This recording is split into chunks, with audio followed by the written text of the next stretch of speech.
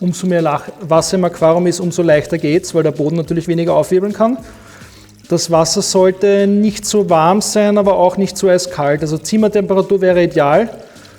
Wenn es ein bisschen kälter ist, ist aber auch total in Ordnung.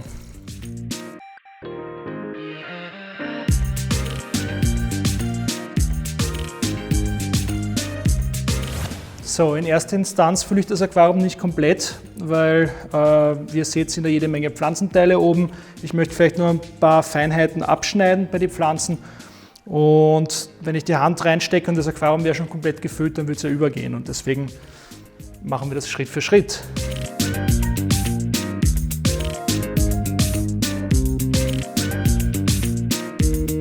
Zum Beispiel stört mich dieser unnatürliche Wuchs, der jetzt hier ist. Die Pflanzen können wir auch gleich abschneiden, die meisten Blätter verlieren die ja sowieso.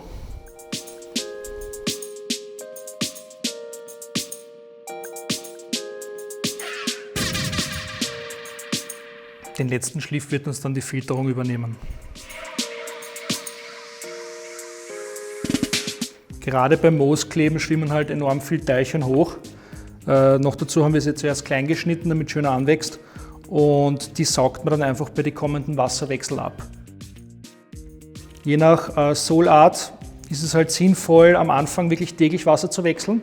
Zum Beispiel beim sehr beliebten ADA Amazonia muss man täglich wirklich Wasser wechseln oder zumindest alle 2 Tage, weil sonst kann es passieren, dass die Pflanzen eingehen. Ja, der enthält recht viel Ammonium und gibt es auch stark ab. Und der Sol ist wunderbar, ich verwende ihn extrem gern, aber in der Anfangsphase hat man halt ein bisschen Arbeit damit. Dafür wachsen die Pflanzen später dann umso besser.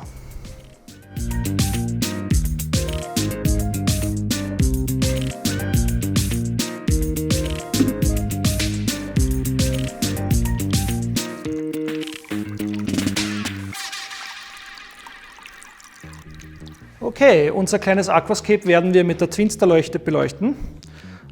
Die sieht nicht nur verdammt geil aus, sondern hat auch eine enorme Farbwiedergabe für die Pflanzen.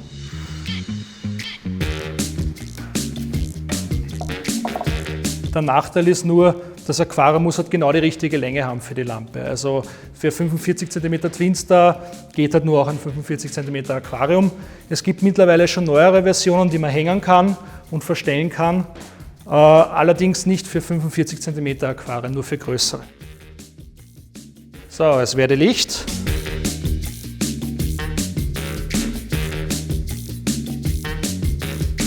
So, liebe Aquascaper, unser Aquascape ist jetzt ziemlich fertig. Was fehlt, ist noch die Technik und die Pflege von dem ganzen Teil. Die Lampe habe ich euch schon vorgestellt. Wichtig wäre natürlich noch eine Filterung. Da gibt es mehrere Möglichkeiten, die könnt ihr verwenden, einen Außenfilter oder einen Innenfilter. Ich persönlich bevorzuge einfach einen Außenfilter aus dem Grund, weil man erstens mehr Wasservolumen hat, zweitens kann man den Filter viel besser verstecken, also ein Innenfilter nimmt ja immer einen Teil des Aquariums in Anspruch. Der Außenfilter, den kann man dann zum Beispiel später auch mit Glaswaren bestücken.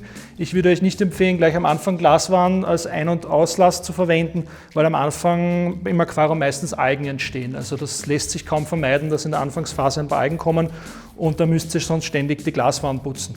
Das heißt, wir machen das so, die ersten 2 Monate verwenden wir die Plastikteile, die jetzt zum Beispiel beim JBL 402, der wäre jetzt für dieses Aquarium optimal, dabei sind, und nach 2 Monaten, wenn das Ganze algenfrei läuft, tauschen wir das eben gegen die Glaswaren aus. Ganz wichtig, wie schon erwähnt, ist CO2. Die meisten Pflanzen hier in dem Aquarium werden ohne CO2 nicht wachsen, die würden einfach absterben. Und eine gute Beleuchtung, die wir hier haben. Also CO2-Anlage ganz wichtig, ohne den könnt ihr das Aquascape mit diesen Pflanzen nicht betreiben.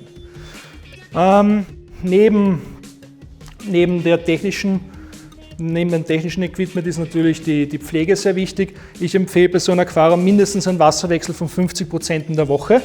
Optimalerweise ist das Osmosewasser mit einem richtigen Calcium-Magnesium-Verhältnis von 2,5 bis 3:1. In den meisten Fällen geht es aber auch mit Leitungswasser, indem man einfach ein bisschen Magnesiumsulfat, auch als Bittersalz bekannt, zugibt. Dann hat man auch ein gutes Calcium-Magnesium-Verhältnis und die Pflanzen wachsen besser. Als Düngung verwenden wir hauptsächlich die Aquarebel-Dünger. Das ist jetzt einmal der Eisenvolldünger von Aquarebel. Es steht leider nur Eisen oben, aber in Wirklichkeit ist das ein Volldünger.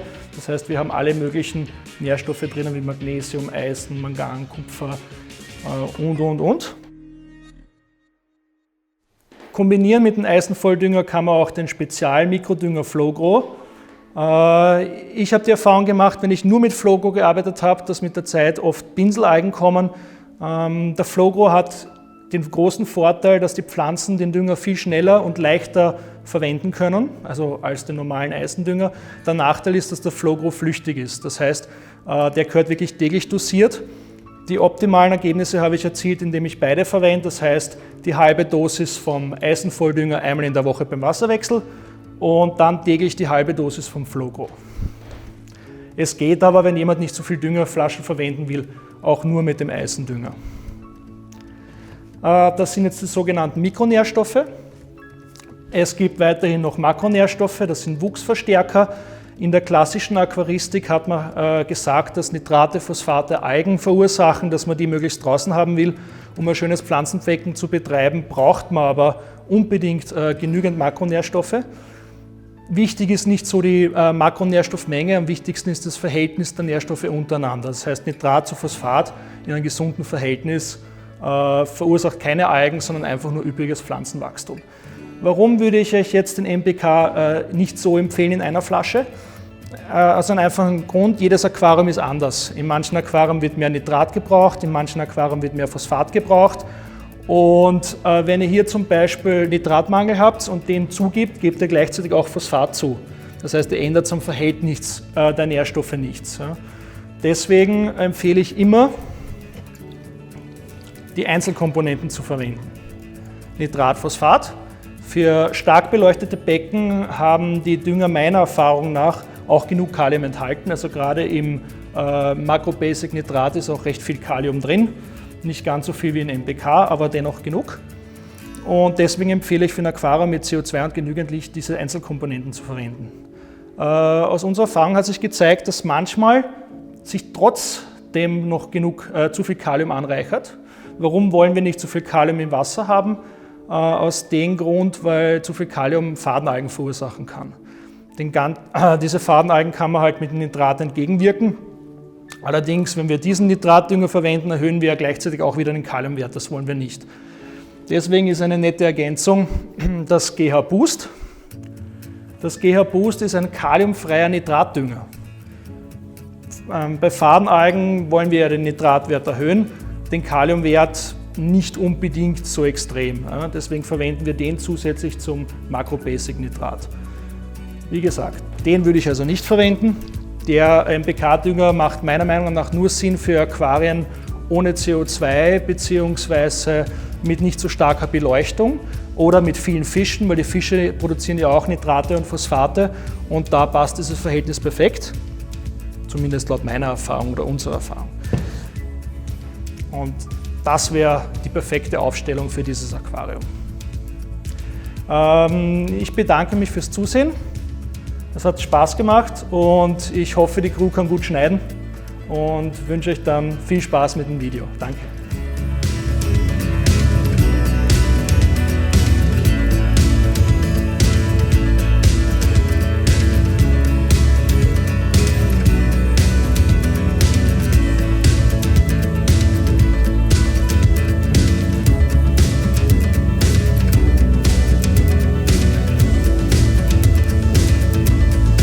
Ach übrigens, ihr wollt sicher wissen, wo es diese Dünger gibt.